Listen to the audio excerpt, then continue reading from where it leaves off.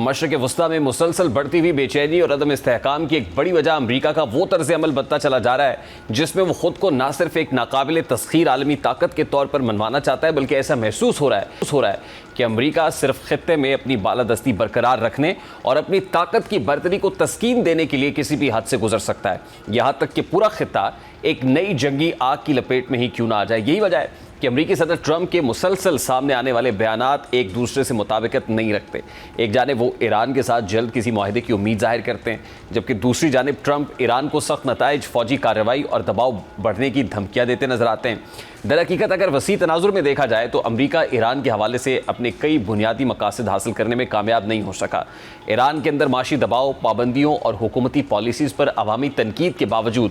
Washington وہ سیاسی تبدیلی پیدا نہیں کر سکا جسے بعض مبصرین برسوں سے رجیم چینج کی حکمت عملی قرار دیتے رہے۔ اسی طرح ایران میں نہ داخلی انتشار حکومت کے خاتمے کا سبب بنا اور نہ ہی ایران کی ریاستی ساخت اس دباؤ کے سامنے بکھرتی ہوئی نظر آئی، جبکہ اس کے برعکس ایران نے مختلف مواقع پر مذاکرات اور ممکنہ معاہدوں کے حوالے سے لچک بھی دکھائی، لیکن تہران یہ واضح کرتا آیا ہے کہ وہ دباؤ، دھمکی یا طاقت کے زور پر شرائط قبول نہیں کرے گا۔ یہی وہ نقطہ ہے جہاں امریکہ اور ایران کے درمیان اصل کشمکش جنم لیتی ہے۔ اب اس تمام پس منظر میں ٹرمپ نے ایک بار پھر میڈیا سے بات کرتے ہوئے ایران کے خلاف سخت موقف اختیار کرتے ہوئے کہا ہے کہ تہران کے پاس معاہدے کے لیے وقت محدود ہے، امریکہ کسی صورت ایران کو جوہری ہتھیار حاصل نہیں کرنے دے گا۔ ٹرمپ کے اس بیان کا اگر گہرائی سے جائزہ لیا جائے تو واضح ہوتا ہے کہ ایران پر ممکنہ حملے یا فوجی کارروائی کا آپشن واشنگٹن نے مکمل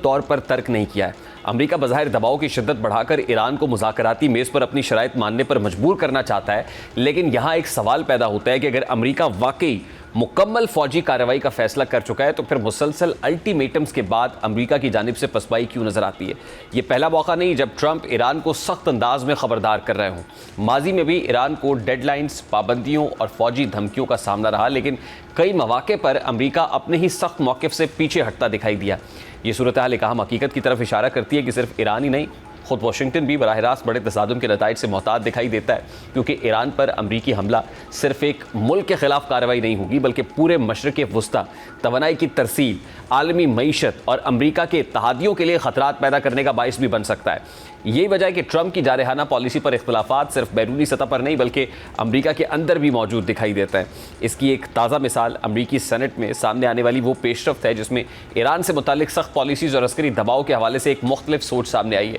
جیسا کہ امریکی سینٹ نے ایران کی ناکہ بندی ختم کرنے اور فوجی انخلاء سے متعلق قرارداد منظور کر لی ہے، اور یہ قرارداد 47 کے مقابلے میں 50 ووٹوں سے منظور ہوئی ہے، جبکہ اب اس معاملے پر امریکی ایوان نمائندگان میں ووٹنگ بھی متوقع ہے۔ اب بظاہر یہ پیش رفت معمولی نہیں، اگر ایوان نمائندگان بھی اس قرارداد کی حمایت کرتا ہے تو اس کے کئی اہم اثرات مرتب ہو سکتے ہیں۔ سب سے پہلا اثر یہ ہوگا کہ ایران کے حوالے سے امریکی پالیسی کے اندر موجود اختلافات مزید واضح ہو جائیں گے۔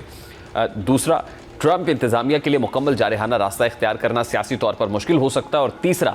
عالمی سطح پر یہ تاثر مضبوط ہوگا کہ امریکہ کے اندر ایران کے ساتھ مستقل تصادم کی بجائے سفارتی حل کی حمایت کرنے والی آوازیں موجود ہیں۔ یہاں ایک اور اہم سوال پیدا ہوتا ہے کہ کیا امریکی سینٹ کی یہ قرارداد اس بات کا ثبوت ہے کہ ٹرمپ کی ایران مخالف جارحانہ حکمت عملی پر واشنگٹن کے اندر گہرے اختلافات موجود ہیں؟ تو اس کا جواب بڑی حد تک ہاں میں دکھائی دیتا ہے، کیونکہ اگر امریکہ کے سیاسی اداروں میں مکمل اتفاق موجود ہوتا تو بار بار فوجی آپشن اور سفارتی راستے کے درمیان جھولتی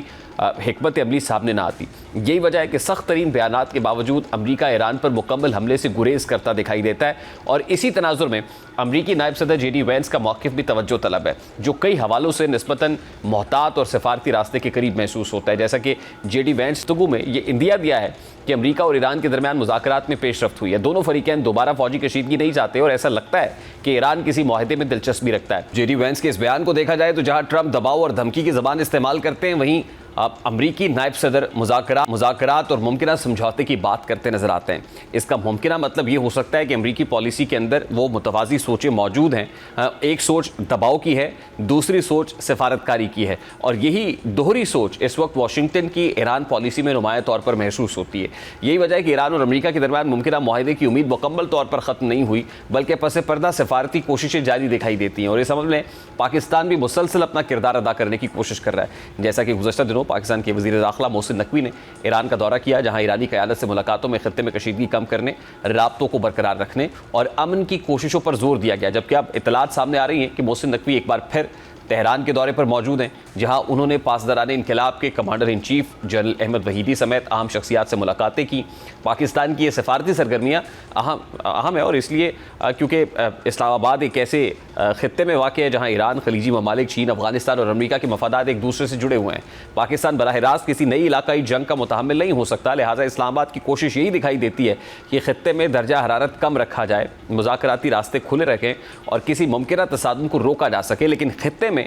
صرف امریکہ اور ایران کے مفادات ہی نہیں بلکہ بڑی عالمی طاقتوں کے معاشی اور اسٹریٹجک مفادات بھی جڑے ہوئے ہیں۔ یہی وجہ ہے کہ روسی صدر کے دورہ چین کے موقع پر جاری مشترکہ اعلامیے میں چین اور روس نے مشرق وسطیٰ میں مستقل جنگ بندی کا مطالبہ کیا ہے۔ جاری اعلامیے کے مطابق چین نے یہ موقف اپنایا ہے کہ مشرق وسطیٰ میں جنگ روکنا وقت کی اہم ضرورت ہے، کیونکہ کشیدگی میں اضافہ توانائی کی فراہمی، عالمی تجارت اور معاشی استحکام کو متاثر کر سکتا ہے۔ اب دونوں ممالک کا یہ مشترکہ موقف دراصل صرف انسانی ہمدردی نہیں بلکہ عالمی مفادات کی عکاسی بھی کرتا ہے۔ چین دنیا کی بڑی توانائی درآمد کرنے والی معیشت ہے، جبکہ روس توانائی کی عالمی سیاست کا اہم کھلاڑی ہے۔ یہی وجہ ہے کہ دونوں ممالک کے لیے مشرق وسطیٰ میں بڑی جنگ کا مطلب تیل کی قیمتوں میں اضافہ، سپلائی چین کا متاثر ہونا اور عالمی منڈیوں میں غیر یقینی صورتحال پیدا ہونا ہوگا۔ اس لیے چین اور روس خطے میں جنگ بندی کو صرف سیاسی نہیں بلکہ معاشی ضرورت بھی سمجھتے ہیں۔ اب اگر اس پوری صورتحال کو دیکھا جائے تو ایک حقیقت واضح ہوتی ہے کہ مشرق وسطیٰ اس وقت صرف ایران اور امریکہ کے درمیان کشیدگی کا میدان نہیں بلکہ عالمی طاقتوں کے مفادات، سفارتکاری، توانائی، تجارت اور جغرافیائی سیاست کا مرکز بن چکا ہے۔ امریکہ دباؤ بڑھا رہا ہے لیکن مکمل تصادم سے گریز بھی کر رہا ہے، جبکہ دوسری جانب ایران مزاحمت دکھائی دے رہا ہے مگر مذاکرات کا دروازہ بند نہیں کر رہا۔ امریکہ کے اندر اختلافات نمایاں ہیں، پاکستان کشیدگی کم کرنے کی کوشش کر رہا ہے، جبکہ چین اور روس جنگ بندی پر زور دے رہے ہیں۔ ان تمام عوامل کو سامنے رکھا جائے تو یہ کہا جا سکتا ہے کہ خطہ ایک نازک موڑ پر کھڑا ہے، جہاں ایک غلط فیصلہ جنگ کو ہوا دے سکتا ہے، جبکہ ایک کامیاب سفارتی قدم پورے خطے کو نئے تصادم سے بچا بھی سکتا ہے۔ ڈاکٹر شازیہ چیمہ صاحبہ نے ہمیں جوائن کیا ہے۔ السلام علیکم ڈاکٹر صاحبہ، بہت بہت شکریہ آپ کے وقت کے لیے۔ ڈاکٹر صاحبہ، پریزیڈنٹ ٹرمپ کا دورہ چین ہو گیا، اس کے بعد بھی ہم نے جو ہے وہ جارحانہ رویہ دیکھا، جس میں پریزیڈنٹ ٹرمپ خود یہ کہہ رہے ہیں کہ 1 گھنٹے کی دوری پر تھے، ہم ایران کو سٹرائک کر سکتے ہیں، لیکن باوجود رکے ہوئے دکھائی دیتے ہیں۔ کہیں نہ کہیں کوئی چیز ایسی ہے جو ان کو روک بھی رہی ہے، لیکن وہ مزاحمانہ روش بھی ترک نہیں کرنا چاہتے ہیں۔ ڈیڈ لاک اب at this point in time کہاں پہ ہے؟ کیونکہ 14 پوائنٹرز جو شیئر کیے گئے تھے اس میں ہم نے دیکھا کہ ایران کی طرف سے بھی لچک کا مظاہرہ کیا گیا، وہ انریچڈ یورینیم کی منتقلی کا معاملہ ہو یا جوہری پروگرام کو معطل کرنے کا معاملہ ہو، تو اب ڈیڈ لاک کس جگہ پہ ہے؟ دیکھیں، آپ کے پروگرام میں ہی بارہا ہم اس بات کا تذکرہ کر چکے ہیں کہ یورینیم انریچمنٹ جو ہے وہ ایران کا پرابلم کبھی بھی نہیں رہا۔ وہ بار بار یہ بات مان چکے ہیں، وہ JCPOA جو ہے اس پہ سائن کر چکے ہیں، اس کو باقاعدہ ریگولیٹ کروا کے مانیٹر کرواتے رہے ہیں، وہ اس کو 0% انریچمنٹ پہ نہیں لانا چاہتے ہیں۔ تو یہ اس پہ لچک دکھانا جو ہے یہ تو بہت ایکسپیکٹڈ ہے، وہ تو اس پہ بات کرنے کے لیے ہر وقت تیار ہیں۔ لیکن جو صورتحال جو آپ نے اپنے پریامبل میں ایک نقشہ کھینچا ہے اور جو ہم جس چیز کو سمجھ رہے ہیں وہ یہ ہے کہ جو وار آبجیکٹو تھے وہ اچیو نہیں ہو پائے ہیں، اور وار آبجیکٹو وہ نہیں تھے جو میڈیا کو بتائے گئے، جو ہمیں بتائے گئے کہ جی یورینیم انریچمنٹ کا مسئلہ ہے اور ایران جو ہے وہ پراکسی جو ہے ان کو سپورٹ کرنا بند کرے، اور پھر چلتے چلتے اس میں اسٹریٹ آف ہرمز بھی شامل ہو گیا جو کہ جنگ سے پہلے ویسے ہی کھلی ہوئی تھی۔ تو یورینیم انریچمنٹ جو ہے وہ وار آبجیکٹو نہیں تھے، وار آبجیکٹو تھے ایران کو ختم کرنا، اس کو ڈس فنکشنل کرنا۔ بار بار جو ہے ہم اس پہ بڑی جو ہے ایکسٹینسو بات کر چکے ہیں کہ آبجیکٹو ہی یہ تھا۔ اب جو آپ کو دونوں سائڈوں پہ وینس میں تھوڑا سا تبدیلی نظر آتی ہے، ٹرمپ آپ کو کبھی پہنے کبھی اپنی وہی بیلاکوسٹ جو ہیں وہ ریمارکس دیتے ہوئے نظر آتے ہیں، کبھی ایک ایمپرر کی طرح بیہیو کرتے ہیں، کبھی ایک نیگوشیٹر بننے کی کوشش کرتے ہیں۔ تو وجہ یہ ہے کہ ان کے آبجیکٹو تھے وہ اچیو نہیں ہو سکے، ایران کنسولیڈیٹ کر گیا۔ اب JD وینس جو ہیں وہ کوشش کرتے ہیں اور سب مل کر ہی وہ یہ بیان دیتے ہیں کہ کوئی ہمیں ڈیسنٹ آف ریپ جو ہے یہاں سے مل جائے، جس کو ہم کہیں کہ جی ہم تو یہاں پہ ان آبجیکٹو کی وجہ سے گئے ہوئے تھے، وہ ہم میں سے کچھ ہم نے اچیو کر لیے۔ ٹرمپ جو ہیں پھر ان کو جوش آتا ہے تو وہ یہ اپنے دماغ میں سوچتے ہیں کہ نہیں، جو اصلی آبجیکٹو تھے وہ بھی اچیو ہیں اور ان پر انٹرنلی اس پہ پریشر بھی بہت ہے. خاص طور پہ یہ آل پارٹیز بائی پارٹیسن ہے. یہ بات ایران سے نفرت اور ایران کا جو ہے وہ کو کمزور کرنا یا اس کے اندر کوئی سینٹرلائز گورنمنٹ کا نہ ہونا. یہ جو آرٹیکلز جو ہیں ان کے تھنک ٹینکس رپورٹس چھاپ رہے ہیں کہ امریکہ کو بہت بری شکست ہو گئی ہے. تو یہ نہیں کہ وہ شکست سرے عام تسلیم کر رہے ہیں بلکہ وہ پریشر ڈال رہے ہیں کہ یہ شکست ہے, یہ ہیوملیشن ہے اور آپ کو واپس جانا ہے. اور اس پوری صورتحال میں پھر ہم یہ سمجھتے ہیں کہ آج جو ہے وہ ٹرمپ کہہ رہے ہیں کہ ہم حملہ دوبارہ کر سکتے ہیں. کل کہہ رہے تھے 3 خلیجی ممالک نے انہیں روک دیا. اس سے ایک دن پہلے کہہ رہے تھے کہ تہران کے لوگ جو ہیں وہ گھروں میں چھپ جاؤ, فوجی سارے سڑکوں پہ نکل آؤ, گھٹنوں کے بل بیٹھ جاؤ, میرے سے معافی مانگو, تحریری معافی مانگو. اور ایک جیسے ایمپرر بات کر رہا ہوتا ہے, بڑی لمبی ان کی پوسٹ تھی. تو پرسوں وہ یہ کہہ رہے تھے, کل پتہ نہیں وہ کیا کہتے ہیں. تو اگر ہم ان کی باتوں پہ رہیں گے تو یقیناً پھر ہماری باتیں بھی گھوم پھر کے وہیں آ جائیں گی. تو اصل حقیقت یہ ہے کہ اب امریکہ ایک ایسے دھانے پہ کھڑا ہوا ہے جہاں پہ اس کو بہت ڈیسائسو ہو کے سوچنا ہے. کیا اس نے وہ جو ایک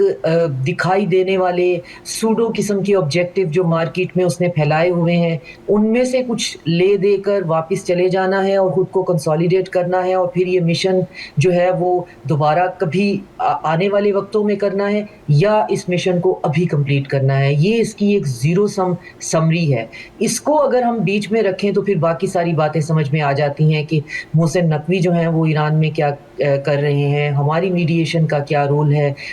پوٹن اور ٹرمپ نے وہی بات جو آپ کے ہی پروگرام میں 4 سے زیادہ دفعہ میں کر چکی ہوں کہ سیکیورٹی ارینجمنٹ کی ہم بات کر رہے ہیں جس میں رشیا اور چائنا شامل ہے. تو پہلی دفعہ پبلکلی انہوں نے کہا ہے کہ اس ریجن کو ایک سیکیورٹی ارینجمنٹ چاہیے, جنگل کا قانون نہیں چل سکتا. اس سیکیورٹی ارینجمنٹ کی مطلب یہ نہیں ہوتا کہ آپ ایک دوسرے کے لیے تلواریں اٹھا کر کھڑے ہو جائیں گے. اس کا مطلب یہ ہوتا ہے کہ آپس کے جو آپ کی جو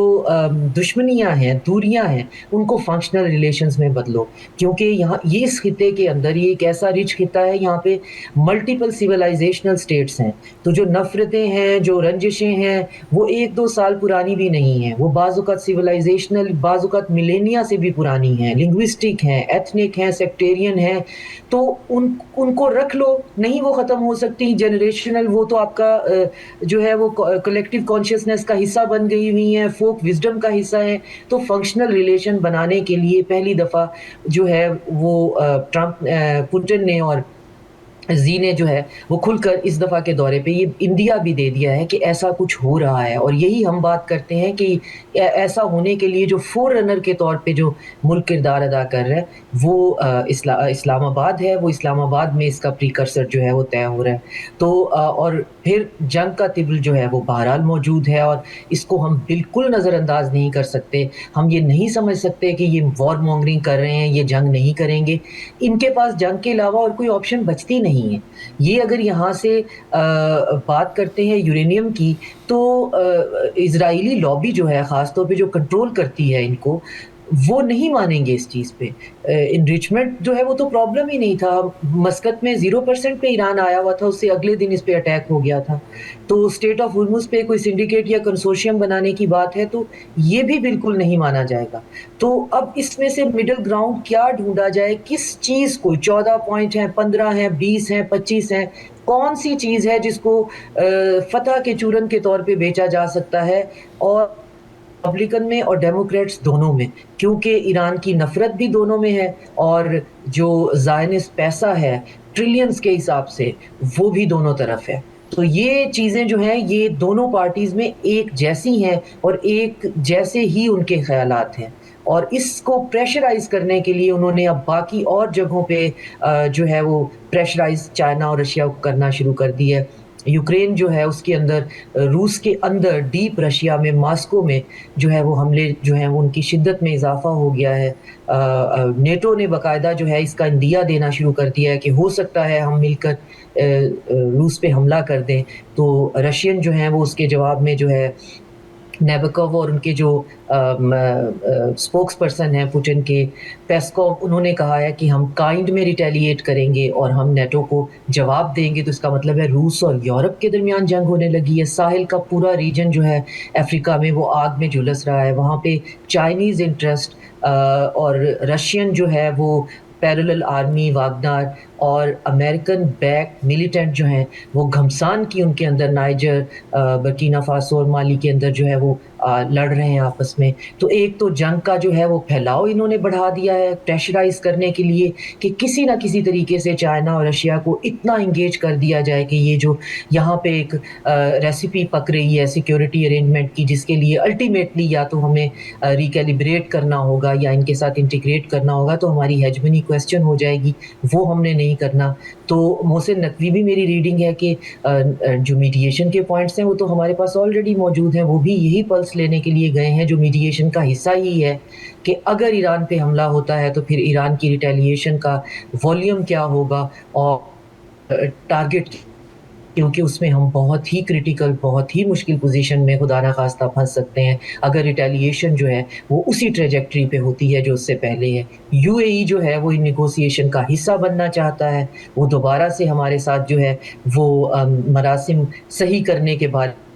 दिया दे रहा है। अब तो ये एक तरफ ट्रंप के बयानात, एक तरफ वो हमें ठीक है हमें ध्यान लगाए रखते हैं, जिसे पंजाबी में कहते हैं आरे लगाया हुआ है उन्होंने, हम देखते हैं ठीक है, इंजॉय नहीं कर सकते हैं लाशों के ढेर पे, ये कबूकी थिएटर इंजॉय नहीं होता, लेकिन इससे ज़्यादा उनकी कोई हैसियत नहीं है कि वो एक पैनिक और एक डिस्पेयर जो है उसको एग्जिबिट करते हैं। हकीकत में डॉक्टर साहब आपकी गुफ्तगू से तो मुझे ये लग रहा है जैसे वॉर इज इमिनेंट और जो अमेरिका या प्रेसिडेंट ट्रंप इंडीड सोचे बैठे हुए हैं वो करेंगे, वो फ्रस्ट्रेशन में करें, डेस्परेशन में करें, जो भी है। और फिर रीसेंट जो स्टेटमेंट उन्होंने दिया कि नेतन्याहू जैसे कहेंगे वैसे अमेरिका करेगा, ये स्टेटमेंट भी बड़ा मानी खेज है। बिल्कुल, और ये अपनी उस लॉबी को खुश करने के लिए रिसेंटली आप देखें टॉमस मैसी जो है वो इलेक्शन कैसे जीते हैं। उनके जो अपोनेंट थे उन्होंने अपनी पूरी कैंपेन इस स्लोगन पे की हुई थी कि मैं एपेक्स से पैसे नहीं लेता। 90% उनका पोलिंग जो रेशो थी उनकी पॉपुलैरिटी थी वो एकदम से डंप करती है 40% पे, और थॉमस मैसी आपको हर जगह पे वो ट्रिलियंस ऑफ डॉलर की जो है वो ज़ायनिस्ट लॉबी और एपेक की फंडिंग के साथ आपको वहाँ भी दिखाई देते हैं। तो हम ये नहीं कह सकते कि गज़ा के जेनोसाइड ने पब्लिक ओपिनियन को चेंज किया है, लेकिन वो टेक जायंट्स जो हैं, वो बैंकर फैमिलीज़, वो ओलिगार्क्स, वो सिलिकॉन वैली के मालिक,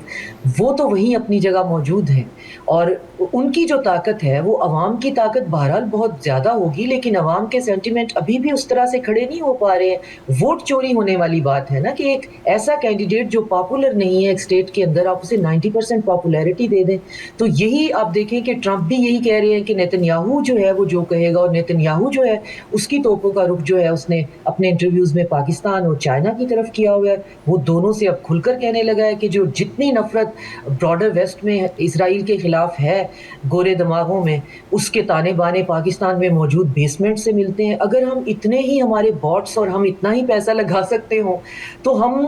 ख़ास तौर पे अपने लिए लॉबिंग करें ना। हम एक स्ट्रगलिंग पावर है, हम एक मिडल पावर हैं। मेरे पास एक वाकया है, मैं एक इंटरव्यू देने गई थी तो मैंने उन्हें कहा कि जी मैं पाकिस्तान में PhD करके आ गई हूँ, नैरेटिव कंस्ट्रक्शन मेरा जो है वो काम है। तो उन्होंने कहा आप फिर अपना थिंक टैंक बना लें। तो ये अभी तो हमारा उनका हमारे से रिजेंटमेंट बनती नहीं है, लेकिन बात हम ये कर रहे थे कि वो हमारी तरफ इशारा करके, और ख़ास तौर पे UAE का अब ये कहना कि वो पाकिस्तान से जो है उसने जो 40,000 बंदे भेजे हैं और साथ में हमसे जो उधार वापस मांगा है, जिसको हमने बड़े सलीके से कहा, हमने डिप्लोमेटिकली कोई इशू नहीं बनाया, बात की होगी तो मैंने और आपने की होगी, स्टेट लेवल पे कोई बयान नहीं आया। तो अब वो कह रहे हैं जी कि हम पलट के देखना चाहते हैं, हम इस मसले का कोई हल चाहते हैं। तो अब जो 4-5 टूटी फूटी सी सूडो किस्म की जो हैप हैजर्ड में क्रिएट हुई हुई हाफ कुक शराइत हैं, जो मान भी ली जाएं तो भी ईरान पे हमला होना है, जो ना मान ली जाएं तो भी ईरान पे हमला होना है। तो अब बात सिर्फ आ जाके यहीं पे तय है कि अगर ईरान पे हमला होता है इंटेंसिटी का होता है, और क्या उसके बाद ईरान जो है वो रिटेलिएशन की कैपेसिटी रखता है या नहीं रखता है। अगर रखता है तो फिर ये जंग जो है वो बहुत फैल जाएगी, और फैल जाने से फिर ये होगा कि चाइना और रशिया जो हैं वो अपनी बैकडोर सपोर्ट तो रखेंगे, इंटरवीन बिल्कुल नहीं करेंगे। अगर आपका दुश्मन जो है वो गलतियां कर रहा हो तो सुन त्जू का कहना है उसे गलतियां करते रहने देना चाहिए, तो वो तो बिल्कुल इंटरवीन नहीं करेंगे। तो आग में झोंके जाएंगे हम, اور اکانومی جو ہے وہ برباد ہو نہیں جائے لیکن گی۔ ڈاکٹر صاحب تو یہ چائنا اور سارا- رشیا کے سٹیکس اٹ سیلف بھی تو ہائی ہیں، تو ابھی تک تو بیک ڈور سپورٹ ہی ہے، خاموشی سے جو وہ کر سکتے ہیں کر رہے ہیں، اور ابھی بھی بڑی سین وائسز ہیں چائنا سے بھی رشیا سے بھی جو چاہتے ہیں کہ خطے کے اندر اس طرح سے یہ تھمے معاملات بہتر ہوں۔ تو اب اگر اس سٹیج تک معاملہ آ جاتا ہے تو اس وقت بھی آپ کو لگتا ہے یہ خاموشی رہیں گے یا پھر practically they will have to jump in? Practically بالکل نہیں کریں گے، میکسیمم رشیا جو ہے وہ ہتھیار اور بھجوا دے گا، چائنا جو ہے، چائنا کی نان انٹرونشنسٹ پالیسی ہے، اور اگر ان کی آپ ہسٹری دیکھیں تو وہ نہیں جنگوں میں وہ نہیں کودتے ہیں، وہ جنگ میں نہیں کودیں گے، اور یہی سب سے بڑا ہم گلوبل ساؤتھ کے لوگوں کا مسئلہ ہے کہ جن کو عادت ہوتی ہے کہ اگر ایک گاؤں کا چودھری نہیں ہے تو پھر دوسرا ہوگا ورنہ ہمارا کیا بنے گا، تو ہم پھر اس پہ ٹرانسلیٹ بھی کرتے ہیں کہ چائنا انٹروین کیوں نہیں کر رہا، چائنا کیوں کود نہیں پڑ رہا، نہیں چائنا کبھی بھی نہیں آئے گا ملیٹریلی ایران کو سپورٹ کرنے، بیہائنڈ جو ہے وہ کرتا رہے گا، بیہائنڈ دا سین اس کی اب بھی بہت سپورٹ ہے، اور پریشرائز بھی کرتا رہے گا، لیکن اور جہاں تک یہ بات ہے کہ اکانومی پہ فرق پڑے گا، اکانومی پہ فرق چائنا کا میرا نہیں خیال کہ اتنا زیادہ پڑے گا جتنی انہوں نے ہولڈنگ کر لی ہوئی ہے، وہ کہہ رہے ہیں جی ہم نے 5 سال کا جو سامان ہے وہ نکال دیا ہوا ہے اور 5 سال کا ہولڈ کر کے رکھا بھی ہوا ہے۔ بالکل صحیح ڈاکٹر صاحب، قطع کلامی کے لیے معذرت، مجھے بریک لینے کا کہا جا رہا ہے، I'll have to wind it up here۔ بہت بہت شکریہ ڈاکٹر شازیہ چیمہ صاحبہ